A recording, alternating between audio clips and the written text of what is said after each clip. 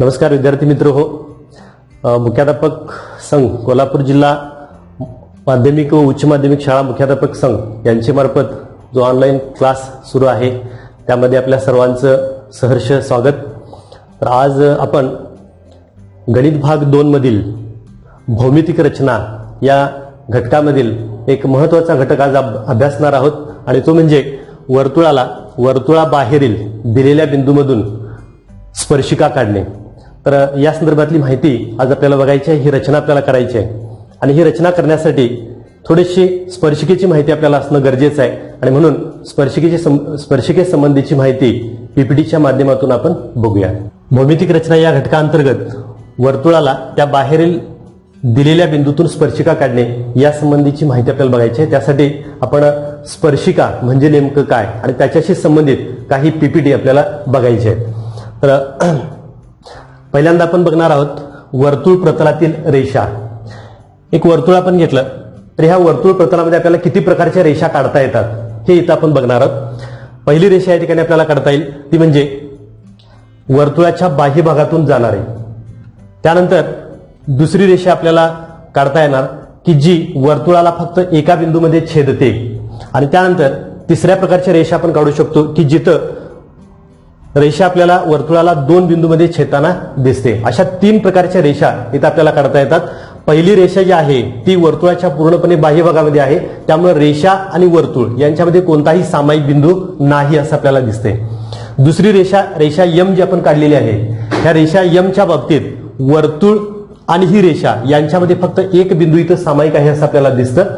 आणि त्यानंतर तिसरी रेषा एन जी रेषा आणि वर्तुळ यांच्यामध्ये 2 बिंदू सामायिक आहेत असं आपल्याला दिसतं. तर अशा प्रकारे एखाद्या वर्तुळ प्रतलातील या 3 रेषापैकी वर्तुळाला एका बिंदूमध्ये छेदणारी ही जी रेषा आहे की जिला आपण स्पर्शिका म्हणतो, या स्पर्शिकेसंबंधीची माहिती आपल्याला पुढच्या पीपीटीच्या माध्यमातून बघायची आहे. वर्तुळ स्पर्शिका व्याख्या आपल्याला माहिती आहे. वर्तुळ स्पर्शिकेची वर्तुळ प्रतलातील जी रेषा वर्तुळाला फक्त एका बिंदूमध्ये छेदते त्या रेषेला त्या वर्तुळाची स्पर्शिका असं आपण म्हणतो. समजा वर्तुळ प्रतलामध्ये आपण बिंदू ओ घेतला आणि वर्तुळ काढलं, त्या वर्तुळावरती एक बिंदू घेतला आणि त्या एका बिंदूतून जाणारी जर रेषा आपण काढली, त्या एका बिंदूतून जाणारी रेषा जर आपण काढली तर ह्या रेषेला आपण वर्तुळाची स्पर्शिका असं म्हणतो. हा जो ह्या दोन्हींच्या मध्ये असणारा सामायिक बिंदू आहे या सामायिक बिंदूलाच आपण स्पर्श बिंदू असं म्हणतो आणि ह्या स्पर्श बिंदूतून काढलेली ही जी त्रिज्या आहे या त्रिज्येला स्पर्श त्रिज्या असं आपण म्हणतो. या संदर्भातली माहिती याच्या अगोदर आपण घेतलेली आहे. आता आपल्याला स्पर्शिकेची माहिती आपण बघितली. आता दिलेल्या बिंदूमधून जाणाऱ्या किती स्पर्शिका आपल्याला काढता येतात या संदर्भातली माहिती आपल्याला बघायची आहे. त्याच्यामध्ये पहिला मुद्दा आपण बघूया.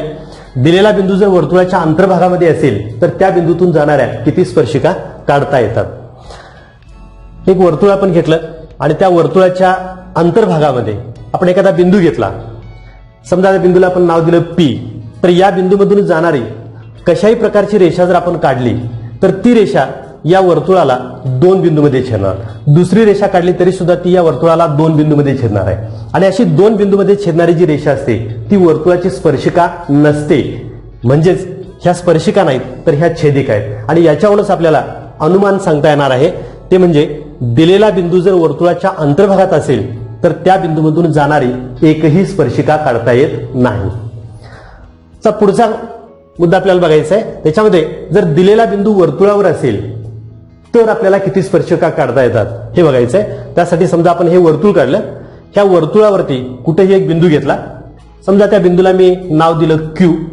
तर या बिंदूमधून मी एक रेषा काढली की जी ह्या वर्तुळाला फक्त एका बिंदूमध्ये छेदते, तर या रेषेला आपण स्पर्शिका म्हणणार. आता दुसरी कोणतीही रेषा काढायचा प्रयत्न जर आपण केला तर ती रेषा ह्या वर्तुळाला 2 बिंदूमध्ये छेदणार आहे. त्यामुळं अशा दुसऱ्या कोणत्याही रेषेला आपल्याला स्पर्शिका म्हणता येणार नाही. आणि म्हणून आपण एक अनुमान याच्यावरून सुद्धा सांगू शकतो ते म्हणजे दिलेला बिंदू वर्तुळावर असेल तर त्या बिंदूमधून जाणारी फक्त एक आणि एकच स्पर्शिका काढता येते. तर हा दुसरा मुद्दा तुमच्या लक्षात आला असेल. त्यानंतर जर बिंदू आपल्याला वर्तुळाच्या बाह्य भागामध्ये दिला तर किती स्पर्शिका काढता येतात हे आपण बघूया. त्यासाठी समजा मी वर्तुळ काढलं, या वर्तुळाच्या बाह्य भागामध्ये एक बिंदू घेतला. समजा मी त्याला नाव दिलं बिंदू आर. तर या बिंदूमधून जाणारी आणि वर्तुळाला एका बिंदूमध्ये छेदणारी एक रेषा या पद्धतीने आपल्याला काढता येईल. अशीच दुसरी रेषा सुद्धा या ठिकाणी आपण काढू शकतो. ह्या दोन्ही रेषा वर्तुळाला फक्त एका बिंदूमध्ये छेदतात. आता दुसरी कोणतीही रेषा काढण्याचा प्रयत्न जर आपण केला तर ती रेषा एक तर वर्तुळाच्या बाह्य भागामधून जाईल किंवा वर्तुळाला दोन बिंदूमध्ये छेदेल. आणि याच्यावरून आपण अनुमान सांगू शकतो की यावरून आपण असा अनुमान काढू शकतो की दिलेला बिंदू वर्तुळाच्या बाह्य भागामध्ये जर असेल तर त्यामधून जाणाऱ्या फक्त दोनच स्पर्शिका काढता येतात. दोन व्यतिरिक्त दुसरी स्पर्शिका काढता येत नाही. तर याच कृतीचा आधार घेऊन, या गुणधर्माचा आधार घेऊन आपण आजची रचना अभ्यासणार आहोत. आणि त्या रचनेसाठी आपल्याला दोन महत्वाचे गुणधर्म माहिती असणं गरजेचं आहे. आणि ते गुणधर्म कोणते आहेत ते आपण पुन्हा एकदा पुढच्या पीपीटीच्या माध्यमातून पाहणार आहोत. पहिला जो गुणधर्म आहे तो म्हणजे त्रिज्या स्पर्शिका लंबतेचा गुणधर्म. अतिशय महत्वाचा गुणधर्म आहे. काय आहे गुणधर्म बघा. वर्तुळाची त्रिज्या व त्रिज्येच्या बाह्य टोकातून जाणारी स्पर्शिका यांच्यामधील कोन काटकोन असतो.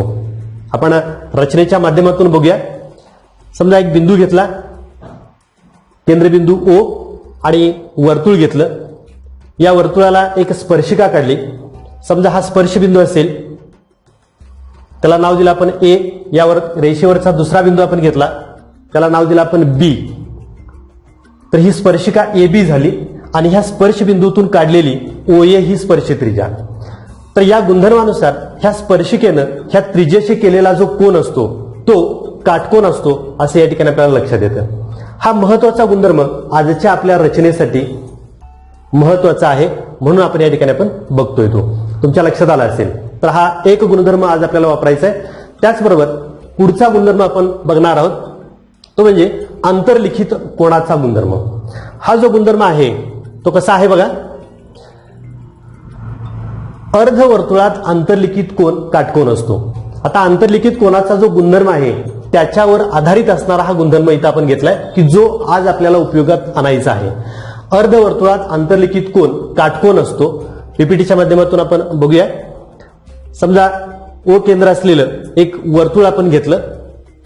या वर्तुळाची AB ही जीवा आपण घेतली आणि इथं जी दोन अर्धवर्तुळ तयार होतात यापैकी एका अर्धवर्तुळामध्ये आंतरलिखित होणारा जर आपण कोन काढला, कोन ACB, तर या कोनाचं माप 90 अंश असतं. म्हणजेच ह्या अर्धवर्तुळामध्ये आंतरलिखित झालेला जो कोन असतो तो काटकोन असतो. आपल्याला माहिती आहे की आंतरलिखित कोन, त्या आंतरलिखित कोनाचं माप हे त्यांना आंतरखंडित केलेल्या कंसाच्या मापाच्या निम्म असतं.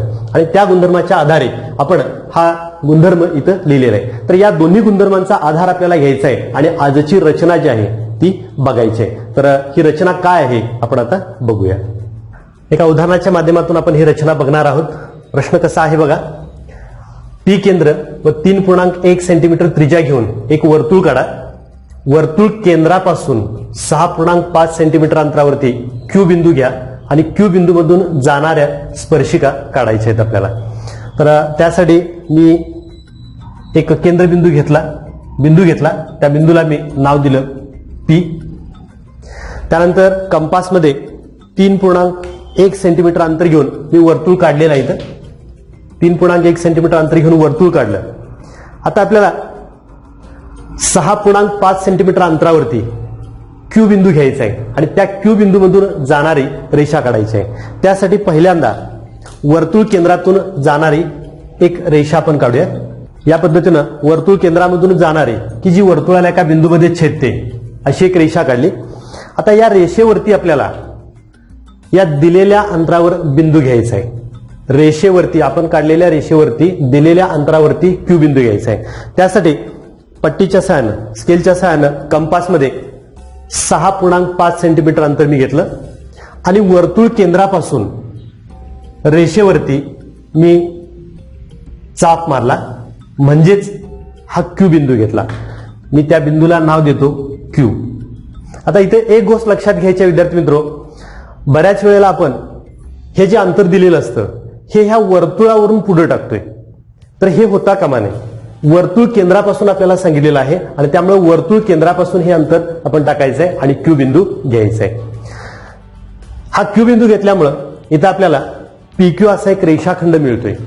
आता पुढच्या स्टेपमध्ये आपण ह्या PQ चा लंब दुभाजक काढायचा आहे. PQ या रेषाखंडाचा लंबदुभाजक कसा काढायचा आपल्याला माहिती आहे. त्या पद्धतीनं अंदाजे कंपासमध्ये अंदाजे निम्म्यापेक्षा जास्त अंतर घ्यायचं. किती घेऊ शकता तुम्ही. त्यानंतर कंपासचं टोक रेषाखंडाच्या एका अंत्यबिंदूवरती, याचा अर्थ P बिंदूवरती आपण ठेवू आणि रेषाखंडाच्या दोन्ही बाजूला चाप मारू. पहिल्यांदा चाप मारत असताना थोडेसे मोठे मारा, कारण दुसरा चाप कुठं छेदणार आहे हे आपल्याला माहिती नसतं. मी अंतर घेऊन P वरती कंपासचं टोक ठेवून चाप मारलेत. आता अंतर न बदलता कंपासचं टोक Q बिंदूवरती ठेवायचंय आणि पहिल्या चापांना छेदणारे आता लहान चाप काढले तरी चालतील. या पद्धतीनं चापांचे छेदनबिंदू आपल्याला मिळतात आणि या चापांच्या छेदनबिंदूमधून जाणारी रेषा आपल्याला काढायची आहे. आता हे मोठे होणारे जे चाप आहेत हे थोडेसे तुम्ही कमी केले तरी सुद्धा छेदनबिंदूमधून जाणारी रेषा की जी दिलेल्या रेषाखंडाची लंबदुभाजक रेषा असेल. या पद्धतीनं रेषाखंड PQचा आपण मध्यबिंदू मिळवला. आता हा मध्यबिंदू जो आहे, हा मध्यबिंदू केंद्रबिंदू घेऊन, समजा मी ह्या मध्यबिंदूला मी नाव दिलं M, तर PM इतकं अंतर त्रिज्या घेऊन M हा केंद्रबिंदू घेऊन आपल्याला दुसरं वर्तुळ काढायचंय. तर कंपासच्या सहाय्याने आपण हे दुसरं वर्तुळ काढूया. ही जी रेषा आहे ही ह्या PQची लंबदुभाजक रेषा लक्षात घ्या. याचा अर्थ M हा ह्या PQचा मध्यबिंदू आपण मिळवलाय. लंबदुभाजकाची कृती कशासाठी आपण केली, तर हा मध्यबिंदू मिळवण्यासाठी केलेली आहे.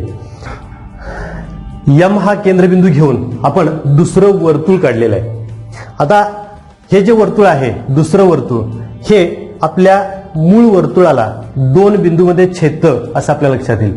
समजा ह्या छेदनबिंदूला मी नाव दिलं A आणि ह्या दुसऱ्या छेदनबिंदूला नाव दिलं B. तर आता ह्या A आणि B बिंदूमधून जाणाऱ्या ज्या रेषा असतील की ज्या ह्या Q मधून जातील त्या रेषांना आपण स्पर्शिका असं म्हणणार आहोत आणि त्याच आपल्याला अपेक्षित असणाऱ्या स्पर्शिका आहेत. तर ह्या A आणि Q बिंदूमधून जाणारी एक रेषा आपण काढूया. ती या पद्धतीनं असेल की जी या वर्तुळाची एक स्पर्शिका असेल. याच पद्धतीनं B आणि Q बिंदूमधून जाणारी सुद्धा आपल्याला स्पर्शिका इथं काढता येणार आहे. या पद्धतीनं दुसरी स्पर्शिका आपण काढली. अशा प्रकारे वर्तुळाबाहेरील दिलेल्या Q बिंदूतून मूळ वर्तुळाला आपण ह्या दोन स्पर्शिका काढल्या. एक स्पर्शिका आहे AQ आणि दुसरी स्पर्शिका आहे BQ. मगाशी आपण बघितल्याप्रमाणे दोन गुणधर्म इथं आपण वापरलेले आहेत. एक म्हणजे त्रिज्या स्पर्शिका लंबतेचा गुणधर्म आणि दुसरा अंतर्लिखित कोणाचा गुणधर्म. तर ते गुणधर्म इथं आता कसे वापरले ते थोडंसं आपण बघूया. ही स्पर्शिका आहे AQ ही आणि A हा स्पर्शबिंदू आहे. याचा अर्थ AP ही त्रिज्या जर आपण काढली तर ही स्पर्श त्रिज्या होणार आहे. ही स्पर्श त्रिज्या होईल. याचा अर्थ या ठिकाणचा कोन 90 अंशाचा असला पाहिजे आणि हा 90 अंशाचा कोन तयार करण्यासाठीच आपण हे दुसरं वर्तुळ काढले. लक्षात घ्या, हे दुसरं वर्तुळ जर आपण बघितलं तर दुसऱ्या वर्तुळाचा PQ हा व्यास आहे. PQ हा व्यास याचा अर्थ वरचा जो कंस आहे तो अर्धवर्तुळ कंस आहे आणि ह्या अर्धवर्तुळ कंसामध्ये हा जो कोन PAQ आहे तो अंतर्लिखित झालाय आणि आपल्याला माहिती आहे की अर्धवर्तुळामध्ये अंतर्लिखित झालेला जो कोन असतो तो काटकोन असतो. म्हणजेच हा कोन काटकोन आहे. हा कोन काटकोन आहे याचाच अर्थ ही त्रिज्या या रेषेला लंब आहे, म्हणजेच ही रेषा या वर्तुळाची स्पर्शिका आहे. अशा पद्धतीनं जर एखाद्या वर्तुळाच्या बाह्य भागामध्ये आपल्याला बिंदू दिला तर त्या बिंदूतून जाणाऱ्या स्पर्शिका आपल्याला काढता येतात.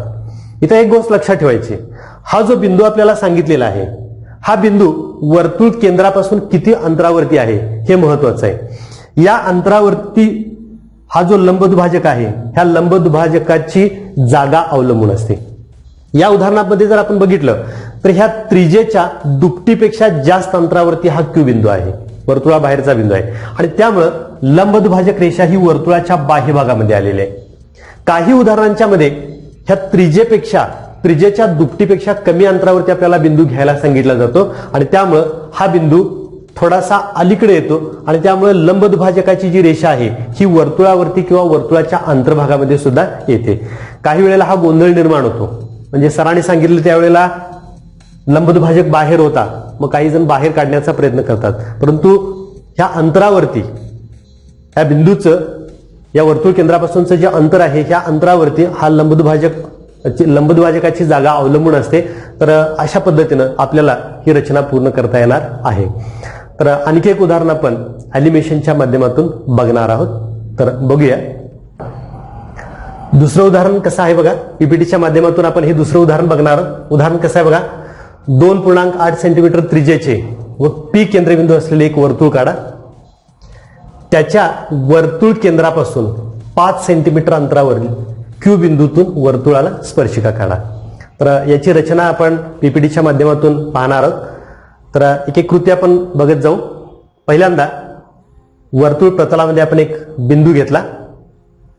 या बिंदूला नाव दिलं आपण पी.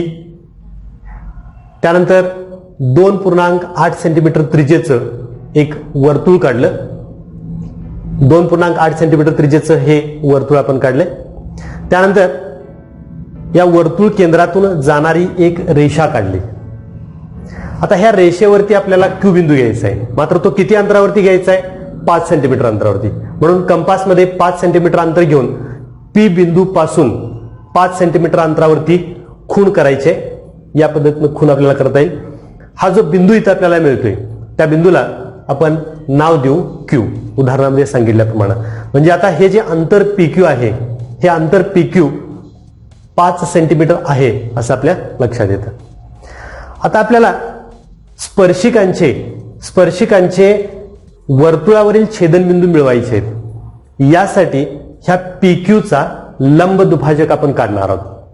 म्हणून कंपासमध्ये पीक्यूच्या अंदाजे निम्म्यापेक्षा जास्त अंतर कंपासमध्ये घ्यायचंय. पी वरती कंपासचं टोक ठेवून पीक्यूच्या दोन्ही बाजूला चाप मारायचे जसे की इथं मारलेले आहेत. अंतर न बदलता कंपासचं टोक क्यू बिंदूवरती ठेवायचंय आणि पहिल्या चापांना छेदणारे पुन्हा 2 चाप मारायचे आहेत. या चापांच्या छेदनबिंदूमधून जाणारी रेषा इथं आपल्याला काढता येईल. ही रेषा म्हणजेच ह्या पीक्यूची लंबदुभाजक रेषा आहे. मघाच्या उदाहरणामध्ये आणि आताच्या उदाहरणामध्ये फरक तुमच्या लक्षात आला असेल. मघाशी लंबदुभाजक रेषा ही ह्या वर्तुळाच्या दिलेल्या वर्तुळाच्या बाह्य भागामध्ये होती. इथं मात्र ती वर्तुळाच्या अंतर्भागात आलेली आहे. का अंतर्भागात आली? कारण हे जे अंतर दिले पीक्यूचं अंतर 5 सेंटीमीटर हे त्रिज्येच्या दुपटीपेक्षा कमी आहे. आणि अंतर दुपटीपेक्षा ज्या वेळेला कमी असतं त्यावेळेला लंबदुभाजक रेषा ही वर्तुळाच्या अंतर्भागामध्ये येते. आता हा जो बिंदू आहे तो केंद्रबिंदू घेऊन, समजा हा केंद्रबिंदू आपण एम नाव दिलं त्याला, तर पीएम इतकी त्रिज्या घेऊन आपण दुसरं वर्तुळ काढू शकतो. आणि हे वर्तुळ दुसरं वर्तुळ पहिल्या वर्तुळाला ज्या बिंदूमध्ये छेदतं त्या बिंदूला, या बिंदूला मी नाव दिलं ए आणि दुसऱ्या बिंदूला मी नाव दिलं बी. आणि मग आता हा बिंदू ए आणि हा दिलेला बिंदू क्यू याच्यामधून जाणारी जर आपण रेषा काढली तर या वर्तुळाची ही एक स्पर्शिका असेल. अशाच पद्धतीनं बी बिंदू आणि क्यू बिंदू याच्यामधून जाणारी जर रेषा आपण काढली तर ती या वर्तुळाची दुसरी स्पर्शिका असेल. अशा प्रकारे दिलेल्या बिंदूतून दिलेल्या वर्तुळाला आपल्याला 2 स्पर्शिका काढता आल्या पाहिजेत. आणखी एक उदाहरण इथं आपण पाहूया. उदाहरण कसं आहे बघा. ओ केंद्रबिंदू असलेले 2.5 सेंटीमीटर त्रिज्येचे वर्तुळ काढा. वर्तुळ केंद्रापासून 5 सेंटीमीटर अंतरावरती बिंदू पी घ्या आणि पी बिंदूतून वर्तुळाला स्पर्शिका काढा. तर याची रचना आपण करूया. त्यासाठी मी केंद्रबिंदू ओ केंद्रबिंदू असलेलं 2.5 सेंटीमीटर त्रिज्येचं वर्तुळ कंपासच्या सहाय्यानं काढलेलं आहे. आता आपल्याला 5 सेंटीमीटर अंतरावरती पी बिंदू घ्यायचा आहे. यासाठी या केंद्रबिंदूमधून जाणारी एक रेषा काढतोय मी. या पद्धतीनं केंद्रबिंदूमधून जाणारी रेषा आपल्याला काढता येईल. आता या रेषेवरती आपल्याला पी बिंदू घ्यायचा आहे की जो वर्तुळ केंद्रापासून 5 सेंटीमीटर अंतरावरती असला पाहिजे. यासाठी कंपासमध्ये पट्टीच्या सहाय्याने तुम्ही 5 सेंटीमीटर अंतर घ्यायचंय आणि वर्तुळ केंद्रापासून 5 सेंटीमीटर अंतरावरती खूण करायचे आहे. म्हणजे आपल्याला 5 सेंटीमीटर अंतरावरचा पी बिंदू मिळतोय. मी त्याला नाव देतो पी. या पी बिंदूमुळे एक रेषाखंड ओपी तयार झाला. ह्या रेषाखंड ओपीचा आपल्याला लंबदुभाजक काढायचं आहे. हा लंबदुभाजक काढण्यासाठी ह्या ओपीच्या अंदाजे निम्म्यापेक्षा जास्त अंतर तुम्ही कंपासमध्ये घ्यायचं. कंपासचं टोक ओ बिंदूवरती ठेवून दोन्ही बाजूला चाप मारून घ्यायचे. अंतर न बदलता कंपासचं टोक पी बिंदूवरती ठेवायचं आणि पहिल्या चापाला छेदणारे पुन्हा लहान चाप काढायचे. जादाचे जे चाप आहेत ते थोडेसे कमी केले तरी चालतील. त्या चापांच्या छेदनबिंदूमधून जाणारी रेषा काढायची या पद्धतीनं. आता तुमच्या लक्षात आलं असेल की ही लंबदुभाजक रेषा जी आहे ती वर्तुळावरील बिंदूमध्ये छेदते असं आपल्याला लक्षात येतं इथं. म्हणजेच ही लंबदुभाजक रेषा ह्या ओपीच्या मध्यबिंदूवरती म्हणजेच वर्तुळावरती आहे असं आपल्या लक्षात येतं. वर्तुळाला फक्त एका बिंदूमध्ये छेदते. हा जो बिंदू आहे त्या बिंदूला समजा आपण नाव दिलं यम. आता यम हा केंद्रबिंदू घेऊन ओएम किंवा पीएम इतकी त्रिज्या घेऊन आपल्याला दुसरं वर्तुळ काढायचं आहे. हे जे वर्तुळ आहे दुसरं वर्तुळ हे पहिल्या वर्तुळाला या बिंदूमध्ये छेदतं. त्या बिंदूला मी नाव देतो ए. दुसऱ्या बिंदूमध्ये छेदतं. दुसऱ्या बिंदूला नाव देतो बी. आता हे जे दोन बिंदू आहेत या बिंदूमधून जाणारे आणि पी बिंदूमधून जाणारे जर रेषा आपण काढली तर ती या वर्तुळाची स्पर्शिका असणार आहे. म्हणजेच रेषा एपी ही दिलेल्या वर्तुळाची दिलेल्या बिंदूतून जाणारी पहिली स्पर्शिका आपल्याला सांगता येईल आणि रेषा बीपी ही दिलेल्या वर्तुळाची दिलेल्या पी बिंदूमधून जाणारी दुसरी स्पर्शिका आपल्याला सांगता येईल. अशा प्रकारे जर वर्तुळाच्या बाह्य भागामध्ये आपल्याला बिंदू दिला तर त्या बिंदूतून जाणाऱ्या दोन स्पर्शिका आपल्याला काढता यायला पाहिजेत. रचना केली तर निश्चितपणे आपल्याला ह्या दोन स्पर्शिका काढता येतील. या रचनेमध्ये ह्या ज्या दोन स्पर्शिका आहेत ह्या दोन स्पर्शिकांचे एपी आणि बीपी हे स्पर्शिका खंड आहेत. आपल्याला स्पर्शिका खंडाचा गुणधर्म सुद्धा माहिती आहे. वर्तुळ प्रकरणामध्ये आपण त्याचा अभ्यास केलेला आहे की वर्तुळाच्या बाह्य बिंदूतून वर्तुळाला काढलेले हे जे स्पर्शिका खंड असतात ह्या स्पर्शिका खंडांची लांबी समान असते. त्याची थोडीशी माहिती सुद्धा आपण या ठिकाणी बघू शकतो. एपीचं अंतर आणि बीपीचं अंतर जे आहे ते समान आहे की नाही हे आपल्याला इथं बघता येईल. बघूया आपण. कंपासच्या सहाय्यानं मी एपी अंतर घेतो. जेवढं आहे तेवढंच अंतर हे बीपी आहे असं आपल्या लक्षात येतं. म्हणजेच हे जे स्पर्शिका खंड असतात या स्पर्शिका खंडांची बघू शकतो पट्टीच्या माध्यमातून सुद्धा आपल्या इथं एपीची लांबी आणि बीपीची लांबी म्हणजे या दोन स्पर्शिका खंडांची लांबी समान आहे असं आपल्या लक्षात येतं. आता ह्या स्पर्शिका खंडांची लांबी पट्टीच्या सहाय्यानं मोजून सुद्धा आपण सांगू शकतो. इथं जर आपण बघितलं तर ही लांबी साधारणपणे 25 सेंटीमीटर आहे असं आपल्याला लक्षात येतं. याचा अर्थ जर आपल्याला लांबी मोजायला सांगितली स्पर्शिका खंडाची तर ती स्पर्शिका खंडाची लांबी सुद्धा आपल्याला मोजता आली पाहिजे. आणि हा गुणधर्म सुद्धा लक्षात ठेवायचा आहे की वर्तुळाच्या बाह्य भागातील बिंदूतून वर्तुळास काढलेल्या स्पर्शिका खंड जे असतात या स्पर्शिका खंडांची लांबी समान असते हे इथं आपल्या लक्षात येतं. तर अशा प्रकारे आपल्याला ह्या उदाहरणाची जी रचना आहे ती रचना करता आली पाहिजे. तर विद्यार्थी मित्रो आज आपण भौमितिक रचना या घटकातील वर्तुळाबाहेरील दिलेल्या बिंदूतून स्पर्शिका कशा काढायच्या या संदर्भातली रचना अभ्यासली. ही रचना अभ्यासत असताना त्या रचनेशी संबंधित असणारे महत्वाचे दोन गुणधर्म सुद्धा आपण बघितलेले आहेत. त्याच्यामध्ये पहिला गुणधर्म जो आहे तो आपण बघितला की त्रिज्या स्पर्शिका लंबता म्हणजे स्पर्शबिंदूतून काढलेली जी त्रिज्या असते ती स्पर्शिकेला लंब असते हे आपण बघितलं.